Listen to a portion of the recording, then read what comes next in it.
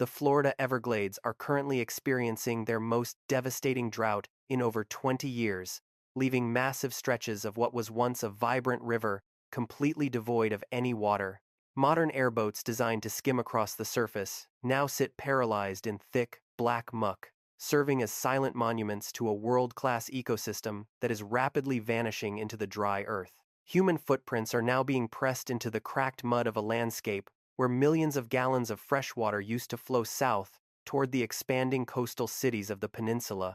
As the freshwater pressure recedes due to this extreme climatic shift, an invisible enemy known as the Atlantic Ocean begins its slow and methodical invasion of the underground limestone systems. Saltwater is now pushing inland through porous rock, threatening to contaminate the only source of drinking water for over 6 million residents who call the sprawling Miami metropolitan area their home. We are witnessing the total collapse of a multi-billion-dollar hydraulic experiment that attempted to compartmentalize nature through a massive network of artificial canals, levees, and concrete control structures. The ecological foundation of South Florida is literally disintegrating as the parched peat soil becomes a volatile fuel source, ready to ignite under the relentless heat of the tropical sun. This is not merely a seasonal dry spell, but a structural failure of an entire geography that was built on the dangerous illusion of permanent control over the global water cycle. When the freshwater barriers fail, the chemical composition of the land changes forever, turning fertile agricultural zones into barren salt flats that can no longer support life or human industry. The sound of rushing water has been replaced by the eerie silence of a dying swamp, where the heat distortion ripples over a horizon that used to be a shimmering sea. Local navigators and environmental scientists are now documenting a catastrophic retreat of the water line that surpasses any historical record kept by the state since the early 1900s began.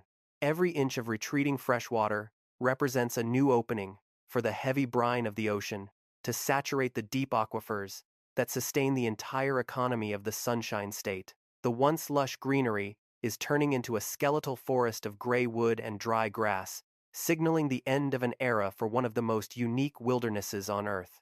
Beneath the surface, the limestone skeleton of Florida acts like a massive sponge that is now absorbing the toxic salt, making the damage to our vital resources almost entirely irreversible. We have reached a critical tipping point where the mechanical solutions of the past are no longer capable of holding back the sheer physical force of a rising and encroaching sea. Future generations will look back at these dried riverbeds as the starting point of a great migration, forced by the simple fact that you cannot drink the water from the tap. The modern map of South Florida is a synthetic creation engineered by massive drainage projects that forcibly redirected the natural flow of water away from the central Everglades. Engineers in the early 20th century viewed this vast wetland as a worthless wasteland that needed to be conquered through thousands of miles of concrete canals and heavy levees. This aggressive compartmentalization shattered the ancient hydrological connection between Lake Okeechobee and the southern marshes, effectively strangling the lifeblood of the entire Florida peninsula for urban expansion. Over 50% of the original Everglades footprint has been permanently erased from the planet to accommodate sprawling housing developments and industrial-scale sugarcane plantations that dominate the landscape. The architectural foundations of Miami rest upon a porous limestone plateau, which functions exactly like a subterranean sponge, requiring a constant pressure of fresh water to remain structurally sound. By severing the natural sheet flow of water, we have created a fragile artificial island that depends entirely on mechanical pumps and gates to prevent the surrounding ocean from reclaiming it. This massive hydrological interference turned a self-sustaining paradise into a high-maintenance machine that requires hundreds of millions of dollars in annual energy costs just to keep residents dry. The sprawling agricultural zones north of the park now act as a physical blockade, intercepting the vital flow of water that once kept the salt at bay for millennia. 90% of the wading bird population has vanished because their nesting grounds were sacrificed to build highways and shopping malls on land that was never meant to be dry. We have effectively paved over a vital organ of the planet, assuming that technology could replace the complex ecosystem services that the wetlands provided to the atmosphere and the soil. The Tamiami Trail stands as a 1,000-mile-long concrete barrier, cutting off the southern flow and leaving the southern reaches of the park to slowly dehydrate under the intense tropical sun. This grand design was predicated on the false assumption that rainfall would remain consistent and that the sea would never challenge the artificial borders we drew in the mud. Every square foot of concrete poured in this region represents a debt to nature that is now coming due as the plumbing of the state begins to fail catastrophically. The sheer arrogance of this engineering feat is now exposed as the limestone sponge beneath our feet begins to fill with salt water instead of the life-giving flow of the lake. We built a kingdom on a foundation of liquid, and now the liquid is changing its chemical signature from life-sustaining fresh water to corrosive and destructive brine from the deep. Long-term climate data indicates that the cycle of wet and dry seasons has been permanently disrupted by the removal of the cooling influence of the original massive sawgrass plains. This structural hubris has left over 6 million people living in a precarious state of denial, unaware that their entire civilization is floating on a rapidly dissolving geological clock. The illusion of a stable, dry Florida is evaporating as the hidden plumbing of the peninsula starts to operate in reverse, pulling death into the heart of the city instead. What was once a slow, shallow river of grass is now a fragmented collection of stagnant pools and dry ridges, unable to protect itself from the encroaching salt of the sea. The Biscayne Aquifer currently serves as the primary reservoir of potable water for over 6 million residents living within the sprawling urban corridor of the South Florida region. This geological formation is composed of highly porous limestone that allows liquid to move freely through a subterranean labyrinth of intricate holes and interconnected channels. Gravity once maintained a steady outward pressure of fresh water that effectively blocked the heavy saltwater of the Atlantic Ocean from penetrating deep into the interior of the peninsula. However, the ongoing drought has caused the inland water levels to drop to their lowest recorded depths in more than 22 consecutive years. This reduction in downward pressure has created a vacuum that is actively being filled by a relentless subterranean wall of salt moving slowly toward the municipal wells. The Hillsborough and North New River canals have now been transformed from drainage tools into high-speed conduits for the encroaching seawater to reach the delicate heart of the aquifer. Unlike a surface flood that can be diverted with sandbags, this invisible chemical invasion occurs deep underground where conventional human engineering has almost no power to intervene. When salt concentrations in the groundwater rise by even a small percentage, the entire distribution system becomes toxic to human consumption and local agricultural production. Water treatment facilities in the Miami-Dade area are not equipped to desalinate the massive volumes of water required to sustain a modern metropolis of this immense scale. We are witnessing the physical cracking of a system that was designed to be permanent but is now surrendering to the overwhelming physics of global sea level rise. Every gallon of saltwater that enters the limestone matrix displaces a gallon of life-sustaining freshwater that cannot be recovered through natural means for decades to come. This is a silent catastrophe where the enemy does not arrive with a storm surge, but creeps through the very foundation of the homes we built to last. The hydraulic head pressure that once protected the coast has reached a critical failure point that endangers the long-term survival of the entire Atlantic coastal ridge.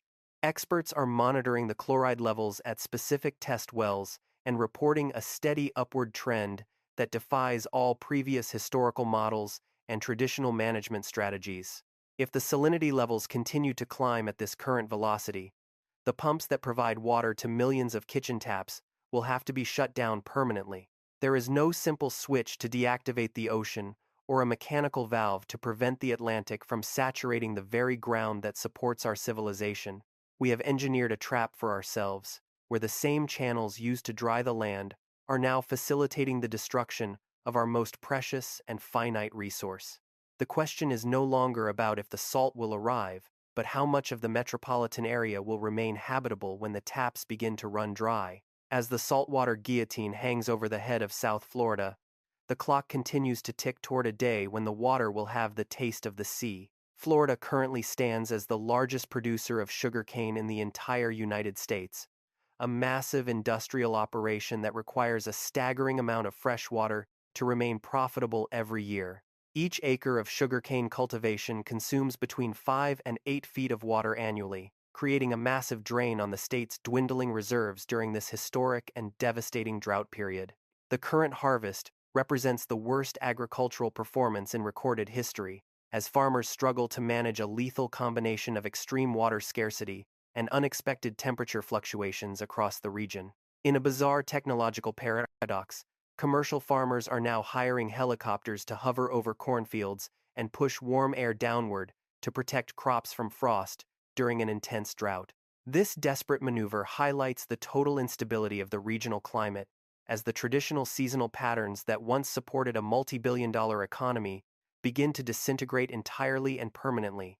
When the water recedes from the Everglades, the landscape transforms into a massive tinderbox fueled by ancient peat soil that has dried into a highly flammable and dangerous organic compound. Over 1,400 individual wildfires have already ignited across the state this season, consuming more than 86,000 acres of vital habitat and commercial timberland. These are not typical surface fires that burn through grass. They are subterranean infernos that eat the very soil, destroying the biological foundation of the ecosystem from the inside out. In a historic demonstration of this destructive power, the fire at Pine Ridge managed to incinerate 15 acres of land in less than 15 minutes during the year 2000. Witnesses reported flames reaching heights of over 25 meters, moving with a velocity that outpaced the response capabilities of even the most sophisticated emergency firefighting crews on the ground.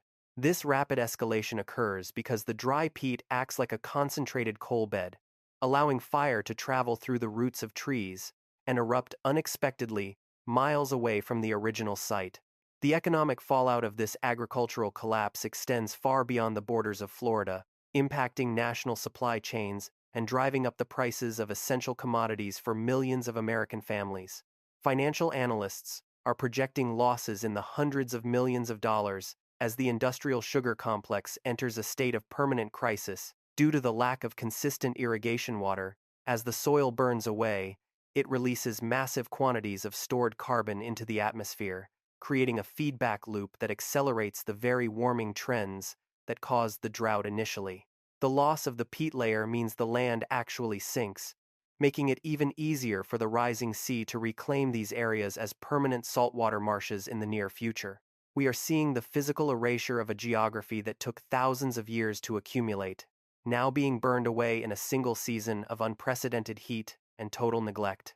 Smoke from these subterranean fires can linger for months, clogging the air of major metropolitan areas like Miami and Fort Lauderdale with toxic particulate matter and thick organic haze.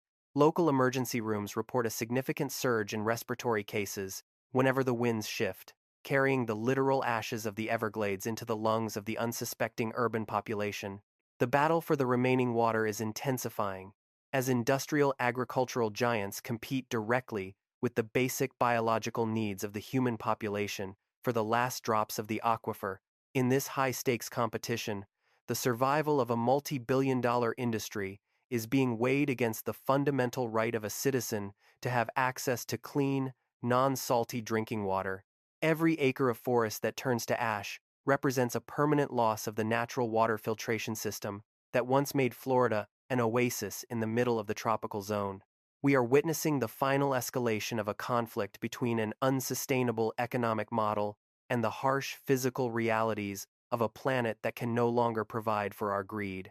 The United States government is currently allocating a staggering sum of $9 billion to replace failing infrastructure and build the massive Everglades agricultural area reservoir system. This colossal engineering project spans over 10,500 acres, a physical footprint that is exactly equal to the total landmass of the entire island of Manhattan. The primary objective of this massive artificial basin is to capture and store billions of gallons of fresh water that would otherwise be lost to the Atlantic Ocean. By creating this Manhattan of water, engineers hope to restore the southward sheet flow that historically protected the subterranean aquifers from the aggressive encroachment of oceanic saltwater. Current official projections suggest that the complete restoration of the hydrological system will not be fully operational until the year 2040 at the earliest.